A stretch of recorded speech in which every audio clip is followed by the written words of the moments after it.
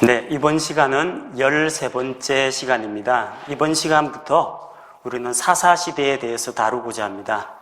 지난번 여호수아 시대가 정복시대라고 하면은 그 뒤에 나오는 사사기, 룻기, 그리고 사무엘상의 초반 부분 1장부터 7장까지가 사사시대에 해당합니다.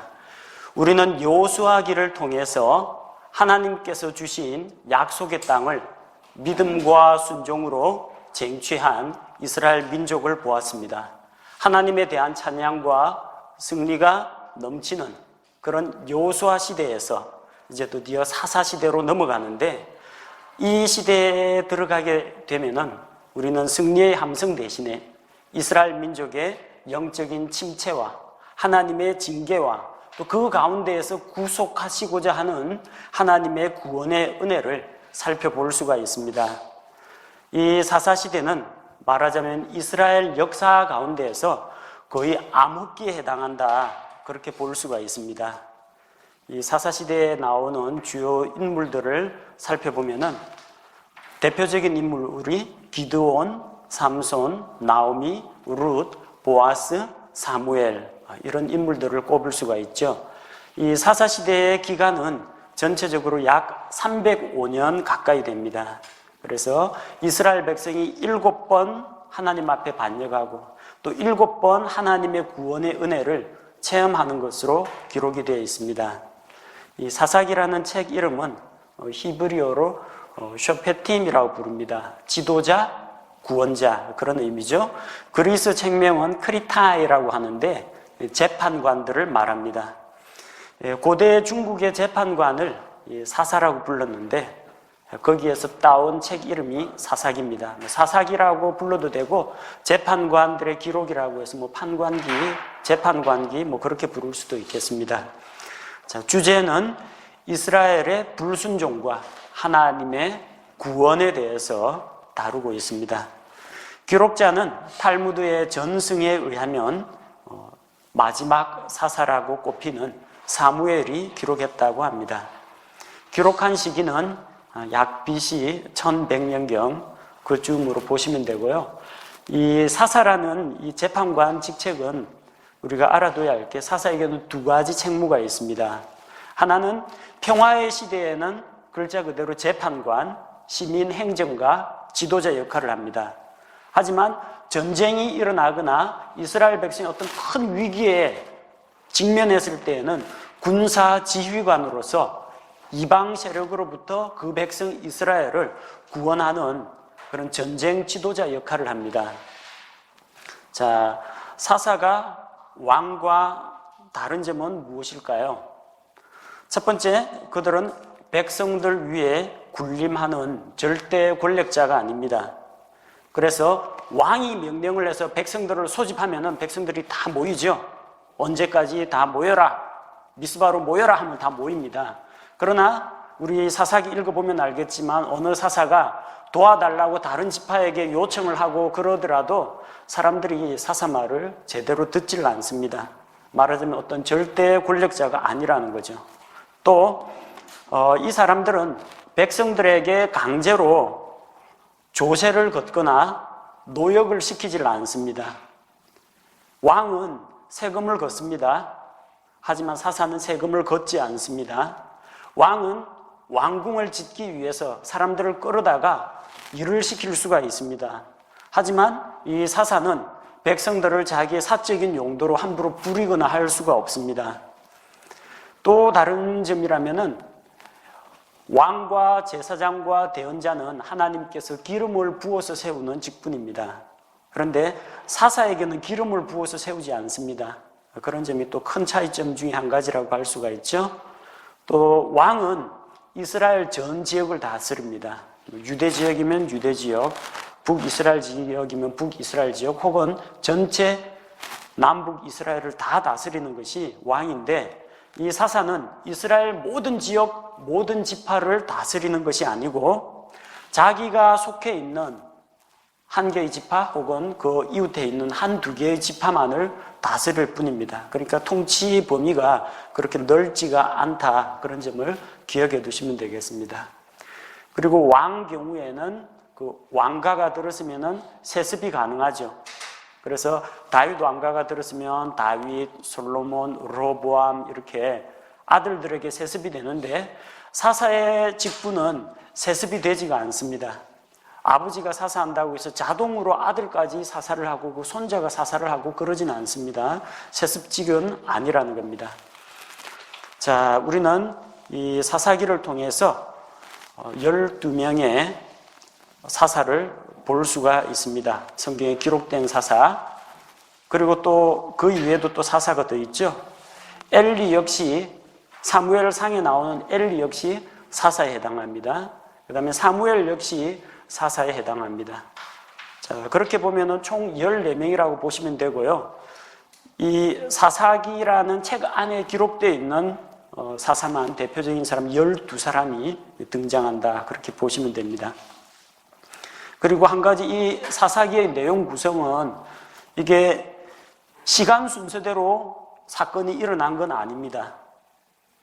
그러니까 첫 번째 사사가 있고 그 다음에 뒤를 이어서 두 번째 사사가 있고 세 번째 사사가 있고 그래서 나중에 12사사의 기간을 다 더해버리면요. 기간이 엄청나게 길어집니다. 동시대에 활동했던 사사들도 있고요.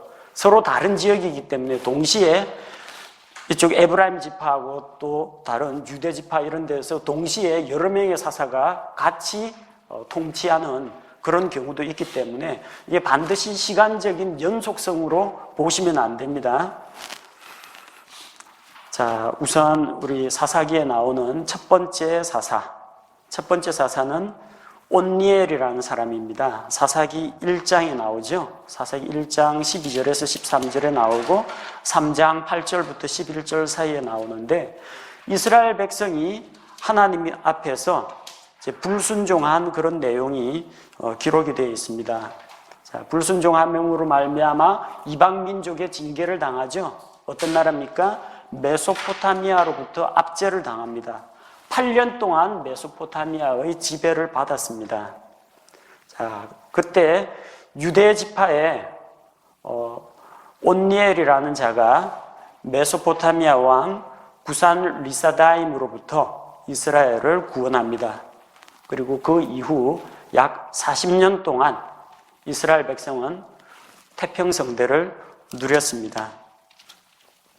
자, 그런데 또 그들 다음에 이스라엘 백성들이 또다시 하나님 앞에 범죄를 하고 하나님을 반역을 하게 됩니다. 그래서 하나님께서는 이스라엘 백성을 모압 왕 에글론에게 내어주셨습니다. 그래서 모압으로부터 또 약 18년 동안 지배를 당합니다. 근데 이때 베냐민 지파 출신의 에훗이라는 사사가 등장하죠. 베냐민이란 이름의 뜻이 무엇입니까? 오른손의 아들이라는 뜻이죠. 원래 죽을 때 라헬이 죽으면서 베노니 슬픔의 아들이라고 했는데 야곱이 그 이름을 고쳐서 베냐민 오른손의 아들, 권능의 아들 그렇게 이야기했는데 그 지파 이름하고는 좀 반대로 여기에는 왼손잡이들이 자주 등장합니다. 그래서 나중에 사사기 지파 간 전쟁할 때에도 왼손으로 물맷돌 던지는 그런 사람들 이야기가 나오고 이 베냐민 지파의 왼손잡이 사사 에훗 역시 왼손잡이죠. 자, 그래서 몰래 칼을 감추고 들어가서 마치 조공을 바치러 온 것인 양 위장을 하고 들어가서 모압 왕 에글론을 칼로 찔러 죽입니다. 암살자 역할을 하죠. 그리고 왕이 죽어서 지휘체계가 혼란한 틈을 타서 이스라엘 백성들을 모아가지고 모압을 치게 됩니다. 자, 세 번째 사사가 있는데 별로 유명하지 않은 사람입니다.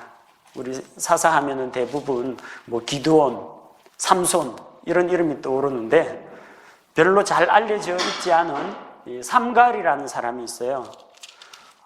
딱 한 줄밖에 안 나옵니다. 사사기 3장 31절. 에훗 이후에 아나스의 아들 삼갈이 있었는데 그가 소를 모는 가시채로 블레셋 사람 600명을 죽였고 그도 이스라엘을 건져내었더라. 기록이 딱 한 줄 나오는 한 줄짜리 사사입니다. 억압하는 나라는 블레셋, 얼마만큼 억압을 당했는지 시간 기록은 없습니다. 그 다음에 몇 년 동안 평화를 누렸는지에 대한 기록은 없습니다. 아마 이 사람은 농부 출신인 것 같아요. 소를 모는 가시채 있죠. 소가 방향을 잘못 잡을 때 쿡쿡 찔러주는 그 가시가 달려있는 뾰족한 쇠끝이 달려있는 긴 장대 막대기가 있는데 그걸 가지고 블레셋 사람을 600명을 물리쳤습니다. 그래서 이스라엘 사람들을 구원했다 기록하고 있습니다. 비록 한 줄밖에 안 되는 짧은 기록이지만 하나님께서는 이 사사를 잊지 않고 기록을 하셨다는 겁니다. 내 기록이 성경에 얼마나 많이 나오느냐, 하나님의 책에 얼마만큼 많이 기록이 되어 있느냐, 그게 중요한 게 아니고 정말 하나님 앞에서 단 하루를 살더라도 하나님 앞에 그 가치를 인정받는 그런 삶이 중요하다는 것을 보여줍니다.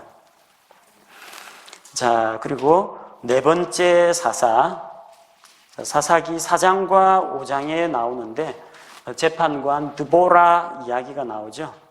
자, 드보라하고 바락을 같이 묶어서 생각하면은 12건이 기록이 되어 있고 이 드보라하고 바락을 따로 계산하면은 사사의 숫자는 총 13명이 됩니다. 여기에서는 지금 드보라와 바락이 같이 활동을 했기 때문에 하나로 지금 묶어 놓았습니다.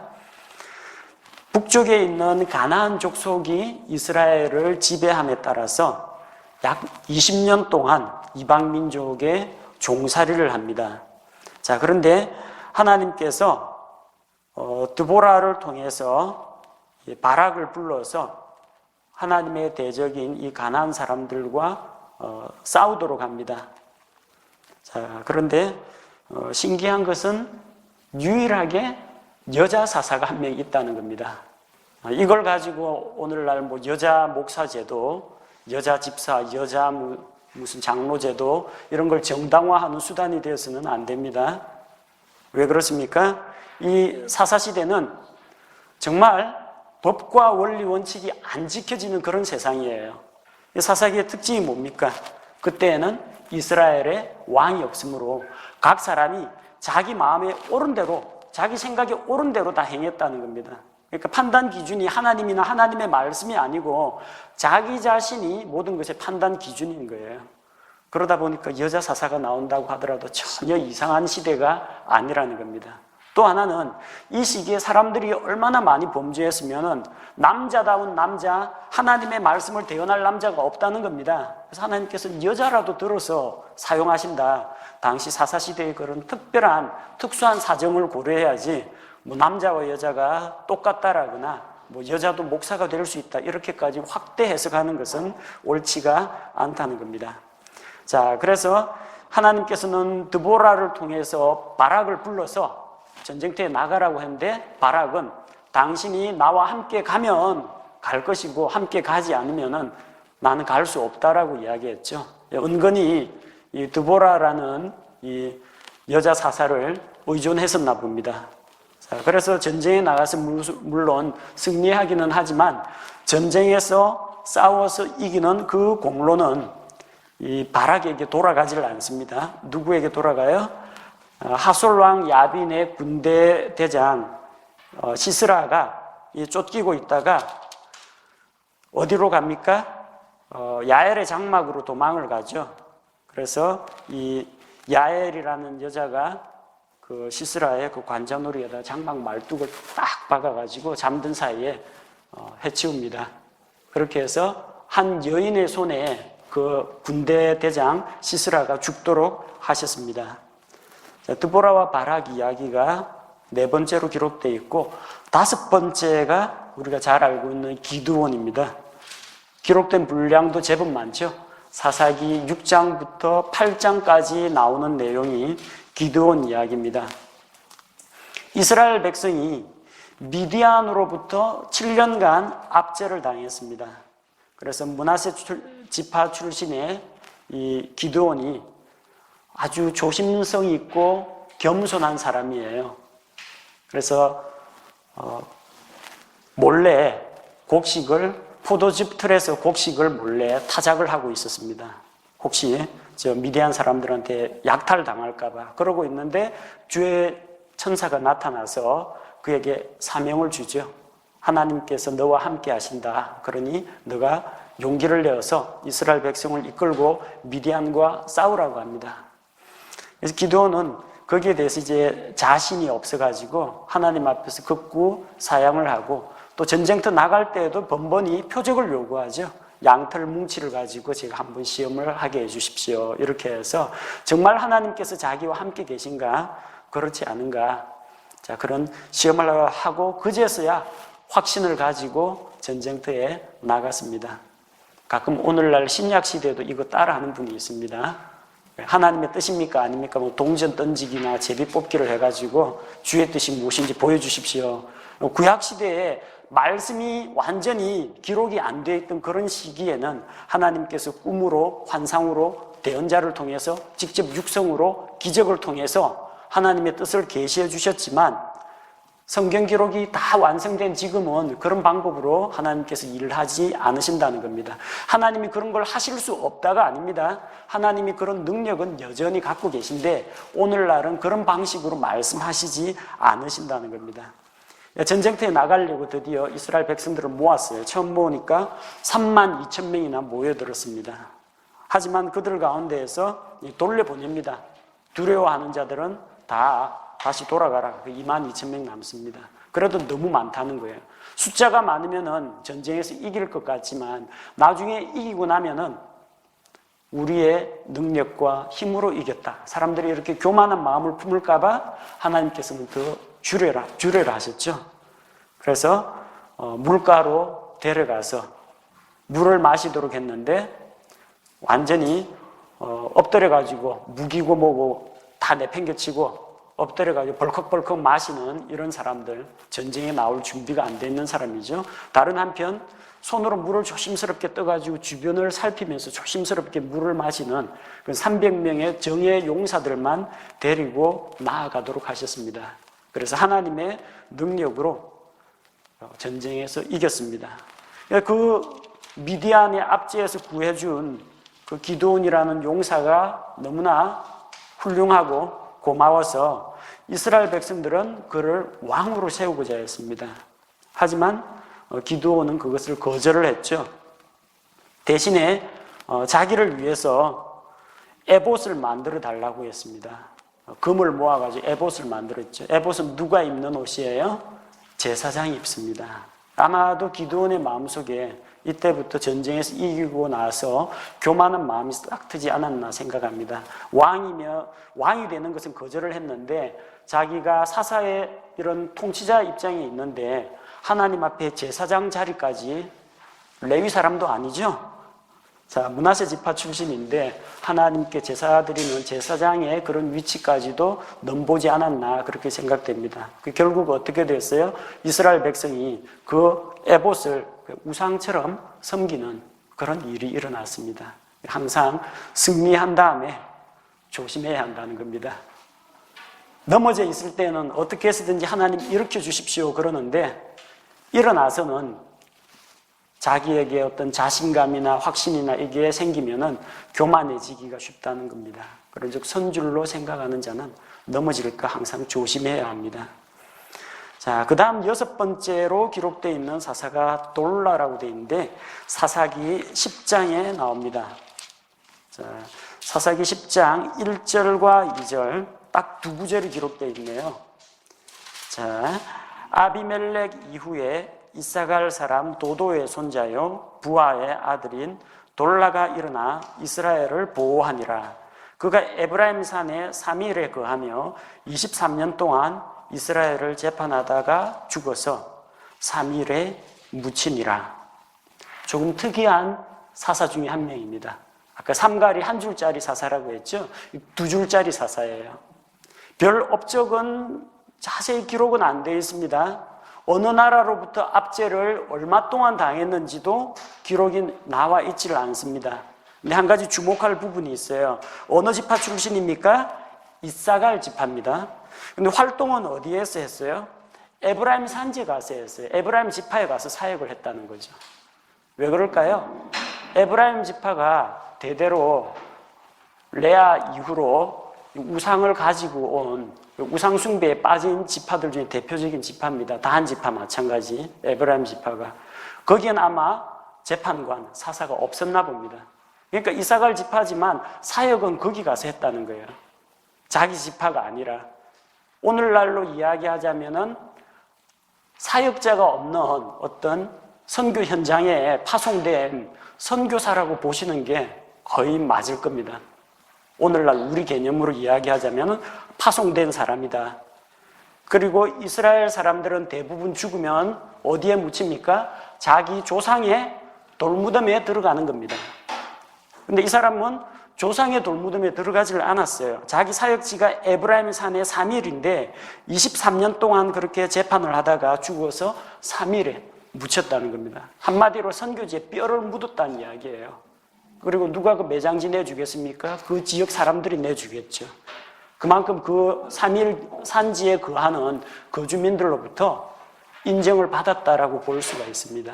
외지인한테 그렇게 매장지까지 내어줄 정도라면은, 자, 이사갈 지파 사람으로서 타지에서 온 사람인데 그 사람의 통치를 받고 인도를 받고 또 죽어서 그 땅에 묻히게 해준 것을 보면은 아마도 일생을 에브라임 사람들을 위하여서 하나님의 말씀을 가르치고 또 이스라엘 백성들을 보호하고 다스리는 그런 역할을 한 훌륭한 사람이라고 생각합니다. 성경에 이 이름이 얼마만큼 많이 기록되어 있느냐, 그게 전혀 중요하지가 않습니다. 여기 아비멜렉이라는 인물이 나오는데 기록은 길게 나오지만 여기에서는 뺐습니다. 이 사람은 하나님으로부터 임명을 받아가지고 이스라엘을 구원한 사람이 아니라 이스라엘 백성들을 위해서 왕으로서 군림을 하고자 한 사람이기 때문에 여기에서는 뺐습니다. 7번째 사사가 야일이라는 사람이 나오죠. 사사기 10장 3절에서 5절. 그 뒤에 길르앗 사람 야일이 일어나 22년 동안 이스라엘을 재판하니라. 그에게 아들 30명이 있어서 그들이 어린 나귀 30마리를 탔고 그들에게 30개의 도시가 있었는데 그 도시들은 길르앗 땅에 있으며 이날까지 하봇 야일이라 불리느니라. 야일이 죽어서 가몬에 묻히니라. 자, 야일이라는 사람이 있는데 어느 나라로부터 압제를 당했는지 그런 특별한 기록은 없습니다. 아마 길르앗 지방이니까 요르단강 동쪽이겠죠. 모압이나 암몬 자손들, 암몬 자손하고 더 가까운 그런 지역에서 살았는데, 자, 이 사람은 22년 동안 이스라엘의 사사로서 활동을 했습니다. 근데 한 일이 뭡니까? 특별한 기록이 없습니다. 아들 30명 이야기하고 아들이 30나귀를 탔다, 그 이야기 외에는 특별한 기록이 없습니다. 그 다음으로 우리가 주목할 만한 사람이 또 한 명 나오죠. 8번째 사사 입다. 사사기 10장 6절부터 12장 7절까지 제법 길게 기록이 되어 있습니다. 당시 이스라엘 백성은, 이 입다는 길르앗 므낫세 출신입니다. 길르앗 지방에 있는 므낫세 반지파가 그쪽에 건너가서 살았거든요. 길르앗 지역의 사람인데 바로 옆에는 이제 암몬 족속들이 살고 있습니다. 암몬 족속으로부터 18년 동안이나 압제를 당했습니다. 자, 그런데 이 입다라는 사람은 창녀의 아들입니다. 그러니까 본처 소생들이 너는 창녀의 아들이니까 우리 아버지의 상속유산을 받을 자격이 없다, 그렇게 해서 쫓아낸 겁니다. 그러다 보니까 이 불량배들, 벨리알의 아들들, 무법자들하고 같이 어울려 다니면서 이제 거기서 두목 노릇을 하고 있었는데, 이 암몬 자손하고 전쟁이 일어나니까 길르앗의 그 지도자들이 찾아와서 길르앗의 머리가 되어서 우리를 대신해서 앞장서서 나아가서 싸우라는 겁니다. 자, 그렇게 하면은 너를 길르앗 온 백성의 지도자, 우두머리로 삼겠다는 겁니다. 이 입다는 이 제안이 자기에게 아주 좋은 것이라고 덥석 받아들이고 하나님 앞에 서원 작정을 합니다. 만약 주께서 암몬 족속을 내 손에 붙여서 이기고 돌아오게 하시면은 무엇이든지 내 집에서 먼저 나와서 나를 맞이하는 그것을 내가 하나님께 드리겠다. 먼저 나오는 사람이 아닙니다. 먼저 나오는 그것을, 뭐가 나올지는 자기도 모르는 거예요. 그것을 하나님께 드리겠다고 서원을 했습니다.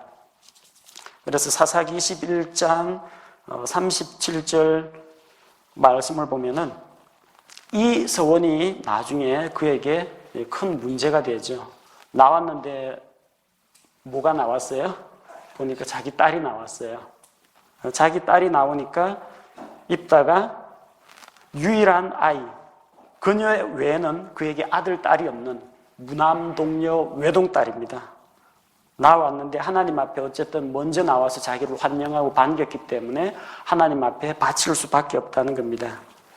자, 그래서 흔히들 하나님 앞에서 함부로 서원을 꺼내면 이렇게 잘못될 수가 있다. 조심하라. 그런 이야기, 혹은 하나님 앞에 서원한 것은, 약속한 것은 혹시 작정 헌금을 했다 하더라도 자기한테 불리하더라도 반드시 지켜야 된다. 그 예제로 나오는 인물이 입다라는 겁니다.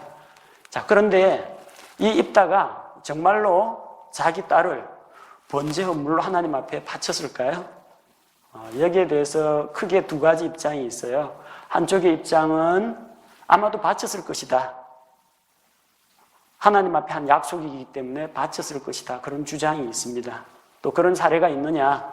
하나님께서 이삭을 모리아산에서 번제로 바치라고 하지 않으셨느냐? 그러니까 아마도 바쳤을 것이다.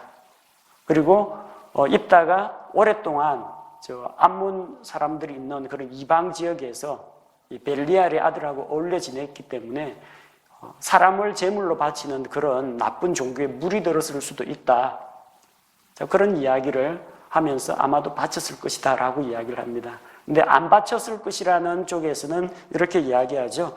일단 하나님께서는 사람을 제물로 삼아서 희생시키는 것은 그게 하나님께 바치는 것이건 아니면 바알에게 바치는 것이건 다 가증하게 여기신다. 이것은 절대로 내 마음에서 나온 것이 아니다. 이방인들이 그렇게 만들어낸 제도라는 겁니다.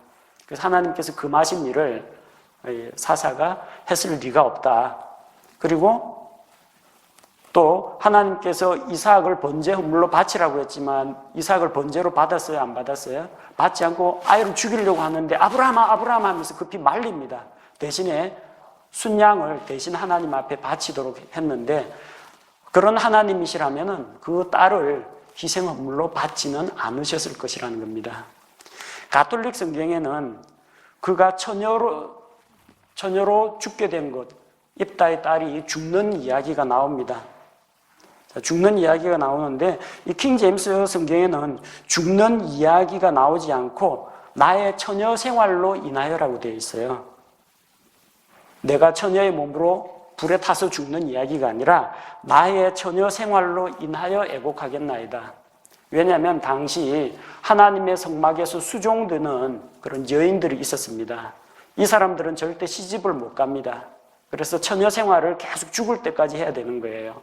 이스라엘 여인들이 가지고 있는 소망은 여자의 씨를 자기 몸으로 낳는 게 그게 최대의 소망입니다. 아담 이래로.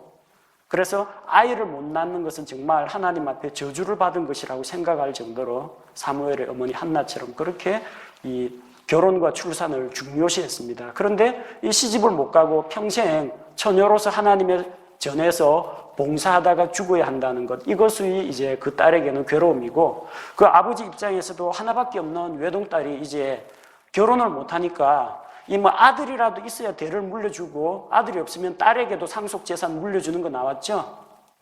슬로보아스의 딸들 이야기. 근데 이제 딸들도 없으니까 자기 상속재산이, 조상으로부터 내려오던 상속재산이 완전히 끝장나 버리는 거예요. 그러니까 이 사사인 입다 역시 탄식을 하는 겁니다. 자, 그래서 우리가 성경의 문맥에 비추어서 볼 때는 하나님께 그 딸을 드린다, 바친다라고 할 때 어떤 죽여서 희생물로 태워서 바치는 그런 의미는 이제 아니라고 볼 수가 있어요. 왜냐하면 처음에 여리고성 점령한 다음에 많은 것들을 얻었잖아요. 많은 것들을 얻었는데 하나님 앞에 바친다라고 했을 때 하나님의 성전 창고 안에 들어가는 것들이 있어요. 금과 은과 철, 불에 태울 수도 없고 태워서는 안 되는 이런 것들은 하나님의 성전 창고에 들어갔는데, 마찬가지로 하나님 앞에 바친다라는 게 꼭 사람을 불질러서 태워서 바치는 그런 것이 아니라 하나님 앞에 그의 일생을 바쳤다, 그렇게 해석을 하는 것이 아마 하나님의 그 거룩하신 성품하고도 맞고, 또 성경 본문에 나온 것과 같이 처녀 생활로 인하여 애곡을 했지 죽는 거 가지고 애곡하지는 않았습니다. 자, 그런 측면에서 입다라는 그런 인물에 대해서 우리가 생각할 때 하나님 앞에 경솔하게 말을 내뱉지 말라, 그런 교훈도 받을 수가 있고, 또 하나님께서 요구하지도 않는 그런 것들을 사람이 희생물로 바쳤다, 그렇게 너무 속단해가지고 자기 딸을 어떻게 제물로 바칠 수 있느냐, 거기에 대해서 우리가 전혀 분개하거나 노할 필요가 없습니다. 성경의 문맥을 통해서 읽으면은 우리가 자연스럽게 이 모든 문제가 해결이 되리라고 봅니다. 9번째 사사 역시 입산이라고 나오죠. 유다 베들레헴 출신입니다. 자, 이 입산에 대해서는 사사기 12장 8절부터 10절까지 나오는데 어떠한 업적이 있는지 잘 살펴보십시오. 입다 이후에는 베들레헴의 입산이 이스라엘을 재판하니라. 그에게 아들 30명과 딸 30명이 있었는데 그가 딸들은 다른 곳으로 보내고 아들들을 위하여 다른 곳에서 딸 30명을 데려왔더라. 그가 7년 동안 이스라엘을 재판하니라. 입산이 죽어서 베들레헴에 묻히니라. 이게 평범한 사람의 일생 이야기입니다. 태어나가지고 몇 년간 살면서 돈 열심히 벌고 결혼해가지고 아들 낳고 딸 낳고 아들 장가 보내고 딸 시집 보내고 하다 보니까 인생이 끝난 거예요. 하나님 앞에 가가지고 뭐라고 했을지 모르겠어요. 너 사사시켜줬는데 7년 동안 뭐 했냐? 저 아들 30명 장가 보내고 딸 30명 시집 보내느라고 바빠가지고 못했습니다. 이 이야기밖에 안 나오거든요. 기록은 이렇게 남아있지만 사사로서 살았지만 특별한 하나님 앞에 뭐 잘했다라는 그런 기록은 찾아보기가 어렵습니다. 10번째 사사 엘론이라고 나오죠. 사사기 12장 11절 12절. 엘론이라는 사람도 어느 나라로부터 압제를 당했는지 몇 년 동안이나 압제를 당했는지 기록이 없습니다. 다만 그가 다스리는 동안 10년 동안은 이스라엘 백성을 잘 다스렸다, 그런 이야기가 나오고 스불론 지파 출신이다. 그 이야기 외에는 뭐 특별한 사건은 없습니다. 그 다음에 11번째 사사 압돈이라는 사람이 있죠. 12장 13절에서 15절에 나옵니다. 엘론 이후에는 비라돈 사람 힐렐의 아들 압돈이 이스라엘을 재판하니라. 그에게 아들 40명과 손자 30명이 있었는데 그들이 어린 낙이 70마리를 탔더라. 압돈이 8년 동안 이스라엘을 재판하니라. 비라돈 사람 힐렐의 아들 압돈이 죽어서 에브라임 땅 곧 아말렉 족속의 산에 있는 비라돈에 묻히니라. 자, 압돈이라는 사람에 대한 설명 역시 이제 압권입니다. 보십시오. 아들이 40명이에요. 여자 혼자서 40명을 낳을 수가 있을까요? 낳기 힘들겠죠. 1인당 4명씩 낳았다고 하더라도 아내만 벌써 10명가량은 돼야 돼요. 그리고 아들이 40명이고 그러면은 며느리가 40명 정도 되겠죠. 일부 일처 가정하면 80명이에요. 손자가 30명이에요. 그리고 자기하고 자기 부인 10명 치면은 거의 한 100명 넘는 대가족이라는 이야기죠. 게다가 애들마다 자가용 한 대씩 다 사줘야 돼요. 낙이 70마리 구해가지고 사사가 돈 나오는 그런 직장도 아닌데 어쨌든 낙이 70마리를 다 태워가지고 아들 40명, 손자 30명 다 낙이 한 마리씩 다 사줘야 돼요. 이런 일을 하다 보니까 언제 사사 일을 합니까? 하나님 앞에 가서 특별하게 회개 보고할 게 없어요. 제가 주님을 위해서 이런 일을 했습니다. 자, 이렇게 하나님 앞에 있는 그런 사역자들은 많이 있지만 그 사역자들 가운데에서 정말 하나님의 말씀대로 이스라엘 백성을 제대로 가르치고 한 줄로 기록이 되더라도 하나님 앞에서 좀 가치를 인정받는 그런 사사가 되어야 하는데 이 사람은 그렇게 하지를 못했다는 겁니다. 그 그 다음에 제법 많은 분량을 차지하는 이야기가 삼손 이야기입니다. 이야기 책에도 나오고 성경 동화에도 나오고 헐리우드 영화에까지 나오는 게 삼손과 들릴라 이야기죠. 블레셋 사람들로부터 이스라엘이 40년간 압제를 당했습니다. 그런데 단 지파 출신 이 삼손이 등장하죠. 이 사람은 성경에 명시적으로 기록되어 있는 나사르 사람입니다.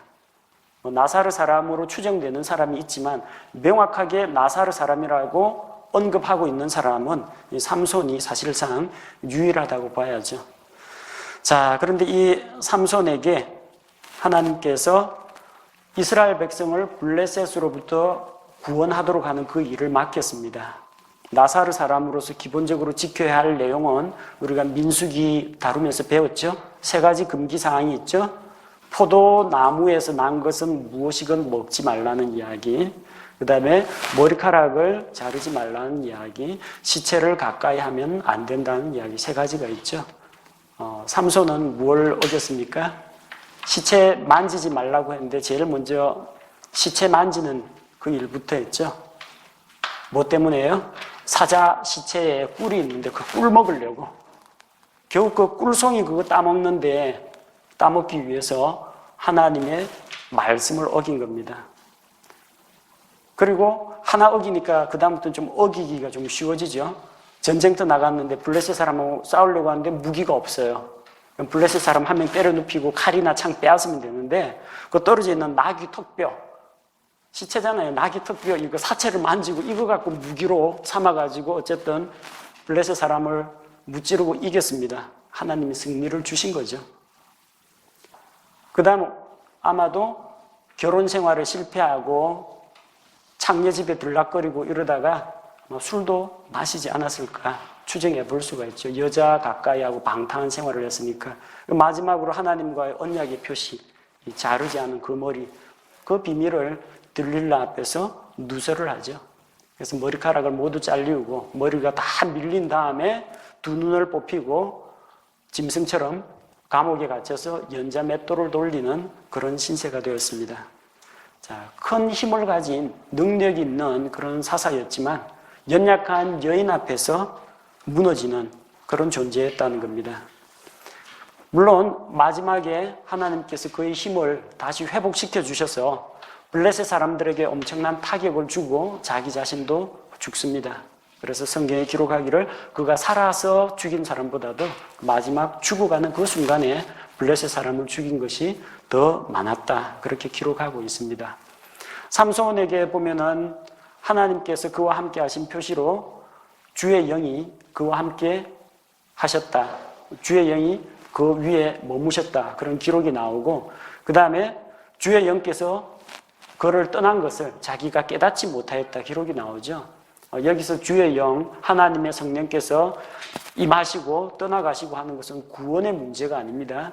구약시대에 나오는 성령님의 사역은 거듭나가지고 하나님의 백성으로 만드는 그런 사역이 아니라 미니스트리, 섬기는 일을 위해서 임하신 겁니다. 섬기는 일을 끝마치면 그냥 떠나시는 거예요. 혹은 이 섬기는 사람이 제대로 섬김의 일을 하지 못하고 하나님 앞에서 죄를 범하면 또 성령님께서 떠나가십니다. 구약시대니까 있는 이야기입니다. 그래서 다윗도 범죄한 다음에 하나님 앞에 시편 51편에서 기도하죠. 주의 거룩한 영을 내게서 거두지 마소서 그렇게 기도를 합니다. 이거는 신약시대에는 그게 해당되지 않습니다. 성령님께서 우리 안에 한번 들어오시면은 영원토록 떠나지 않으신다는 그런 약속이 있기 때문에 우리의 구원은 영원히 안전하게 보장이 되어 있습니다. 그러나 구약시대에는 하나님께서 특별한 사역을 맡긴 사람에게 그 사역의 목표를 달성하기 위해서 주의 영께서 함께하기도 하셨고 때로는 떠나가기도 하셨다는 겁니다. 자, 그 다음으로 사사기 17장, 18장 후반부로 가면 이스라엘 백성, 특히 이제 단 지파의 우상숭배 이야기가 나옵니다. 이 시대가 얼마나 죄악된 그런 시대였는지 미가라는 사람이 자기 어머니의 돈을 훔쳤습니다. 은 1100세겔을 훔쳤습니다. 그래가지고 어머니한테 나중에 제가 훔쳤습니다 이야기하니까 어머니가 뭐라고 해요? 내 아들이 주께서 내게 복 주시기를 원하노라. 이 도둑놈 아들한테 어머니가 이렇게 축복을 합니다. 그 돈을 가지고 어떻게 했어요? 내가 이 은을 가지고 이 은을 주께 온전히 봉헌하였노라. 주께 봉헌한 그 은을 가지고 우상을 만듭니다. 말이 됩니까? 아들이 엄마 돈 훔치고 돈 훔친 아들 보고 복 받으라 그러고 내가 이 은을 하나님께 거룩하게 구별해서 봉헌해서 드립니다 하고 봉헌한 돈을 가지고 우상을 만들고 도저히 뭐가 이해가 안 되는 그런 시대가 이 사사시대입니다. 왜? 말씀의 기준이 아니라 자기 생각에 옳다고 믿는 대로 그냥 행하는 거예요. 그 우상을 만들었죠. 그러니까 거기에 또 구색을 맞춰야 되니까 제사장이 있어야 되지 않습니까? 우상지기. 그래서 유다 출신 어떤 레위 사람이 유다 지파에서 있으면서 유다 지파 사람들을 가르치고 그들로부터 11조를 받아가지고 생활을 해야 되는 이 레위 사람이 아무도 11조 주는 사람도 없고 말씀을 가르치려고 해도 듣는 사람이 없으니까 일자리 찾아서 에브라임 산지까지 오는 거예요. 말씀 사역자가. 그러니까 와가지고 제안을 합니다. 우리 집에 있으면 내가 월급도 주고 먹여주고 옷도 주고 할 테니까 마침 잘 됐다. 하나님의 사람인 레위 사람이 우리 집 제사장이 되면 하나님이 나한테 복을 많이 주실 것 같다고. 그래서 미가의 집 제사장으로 고용이 됩니다. 그러다가 나중에 어떻게 돼요? 나중에 단 지파가 남쪽에서 자기들 그 소유 기업이 너무 적으니까 상속 재산이 적으니까 북쪽으로 올라가요. 북쪽에도 단 지파 땅이 있습니다. 그래서 갔다가 거기에서 미가의 집에서 이 레위 사람 제사장이 거기 있는 것을 보고 그를 유혹을 해가 너 그 한 집안의 제사장 하는 것보다 우리 지파 전체 제사장이 되라. 그래서 이 소년 제사장이 우상을 짊어지고 그 단 지파를 따라가는 거예요. 그래서 단 지파의 우상 숭배가 그렇게 시작이 됩니다. 미가는 졸지에 자기의 우상과 제사장을 다 빼앗기고요. 자, 그런 기막힌 일이 일어나고 사사기 19장에서 21장을 보면 이거는 더 이상한 이야기가 일어납니다. 에브라임 산지에 있던 어떤 레위 사람이 베들레헴 유다에서 첩을 취했어요. 첩이 또 간음을 했어요. 첩장인한테 또 찾아가서 자기 첩을 또 데리고 옵니다. 이게 참 말이 안 되는 그런 이야기가 또 나오죠. 레위 사람이 일부일처 원리를 가르치고 지켜야 되는 그 사람이 첩을 두었다는 거예요. 그럼 또 그 첩은 남편하고 같이 있지 않고 또 다른 남자하고 간음을 해버려요. 그 남편을 떠났습니다. 그래서 첩의 마음을 돌이키기 위해서 가서 잘 구슬려가지고 대접을 받고 장인한테, 첩장인한테 대접을 받고 하룻밤만 더 자고 하룻밤만 더 자고 하다가 보니까 조금 있으면 안식일이 다가와요. 계속 이러다가는 눌러붙어 있다가는 뭔가 안 될 것 같아서 어쨌든 늦지막히 출발을 합니다. 그러다가 이제 어디로 갑니까? 베냐민 지파에 속한 기브아에 도착을 합니다. 차라리 이방인의 도시로 들어갔으면 나았을 걸. 기브아에 갔는데 거기 이 동성애자들이 있는 거예요.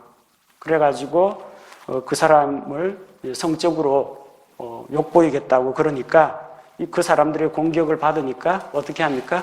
자기 첩을 이제 내주는 거예요.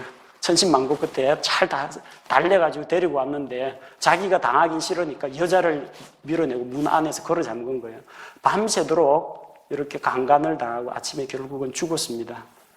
그래가지고 이 사람이 노한 거예요. 자기 첩의 시체 어떻게 이렇게 대명천지에 하나님의 말씀이 살아있는 이 땅에 어떻게 이런 파렴치한 일이 있을 수가 있느냐. 자기는 첩까지 두고 자기 잘못은 생각하지 않고 첩의 시체를 12토막을 내가지고 이스라엘 사방에 다 뿌립니다. 그래서 다 모여라. 우리 이 문제 해결하자. 그래서 이스라엘 지파에서 베냐민 지파의 그 벨리알의 아들들, 그 범죄자들을 내어놓으라고 하는데 베냐민에서 내어놓습니까? 안 내놓습니다. 지파 간 전쟁이 벌어지죠. 유다 지파가 먼저 선봉에 나가서 베냐민 지파하고 싸우고 많은 사람들이 쓰러지고 또 쓰러지고 마침내는 이제 이스라엘 지파가 베냐민을 거의 도륙을 해서 도망간 400명의 용사 말고는 남는 사람이 없이 거의 뭐 씨가 다 말라버렸습니다. 자, 그렇게 해서 베냐민 지파가 몰락해 갑니다. 지파 간 전쟁 때문에 망한 게 아니고요. 동성애의 범죄를 용납하고 그들을 그대로 내버려두고 숨겨주고 한 그 죄 때문에 한 지파가 날아가는 거예요. 그래서 죄는 한 민족과 국가를 망하게 할 수도 있는 정말 위험한 것이라는 걸 우리가 기억을 해야 되겠습니다.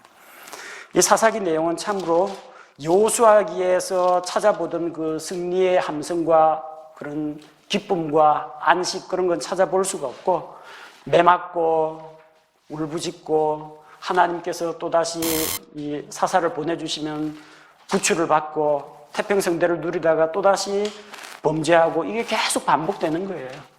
읽으면 안타깝죠. 그게 우리 인생입니다. 우리 역시 마찬가지입니다. 죄 짓고 하나님 앞에 또 자백하고 또 가서 또 실수하고 범죄하고 또 하나님 앞에 용서를 구하고, 하나님께서 한없이 용서해 주시고 받아주시는, 사람은 거짓되고 불의하지만 하나님은 신실하고 한결같으신 모습을 보여줍니다. 왜 사사시대가 이렇게 되었을까요? 왜 사사시대에 이렇게 되었을까요? 사사기 21장 맨 마지막 사사기에 4번 반복되어 나오는 구절이 있습니다. 사사기 21장 25절이 그 해답을 보여줍니다. 그때에는 이스라엘에 왕이 없었으므로 사람마다 자기 눈에 옳은 것을 행하였더라. 왕이 있었다면 안 그랬을 거라는 거죠. 올바른 통치 지도자, 올바른 영적 지도자가 있었으면은 안 그랬을 거라는 겁니다. 공평과 정의로 다스리는 왕이 있었더라면 안 그랬을 거라는 겁니다. 적들로부터 이스라엘을 구원해주는 지도자가 나왔는데 그 사사가 죽어요. 죽고 나면 또다시 우상숭배에 빠지는 겁니다. 좀 안 죽는 사사가 있어야 되는데, 안 죽는 왕이 있어야 되는데, 우상숭배도 안 하고 죄도 없고 공평과 정의로 다스리는 그런 왕이 있어야 하는데 그게 없었다는 겁니다. 그래서 이 사사기는 절망에 빠진 이스라엘이 살 길은 오직 한 가지, 공평과 정의로 다스리는 의로운 왕이 오시기를 기다린다는 겁니다. 원수들로부터 이스라엘을 구원해 줄 능력 있는 메시아 왕을 기다린다는 겁니다. 죽지 않고 영원토록 살아서 이스라엘을 책임지고 보호하고 다스릴 그 왕을 기다리는 그런 이스라엘 백성의 눈물과 부르짖음이 사사기 속에 드러나 있습니다. 그래서 나중에 사무엘기에 가면 왕을 세우는 이야기가 나옵니다. 자, 사사기에 대한 소개는 이것으로 마치겠습니다. 그렇습니다.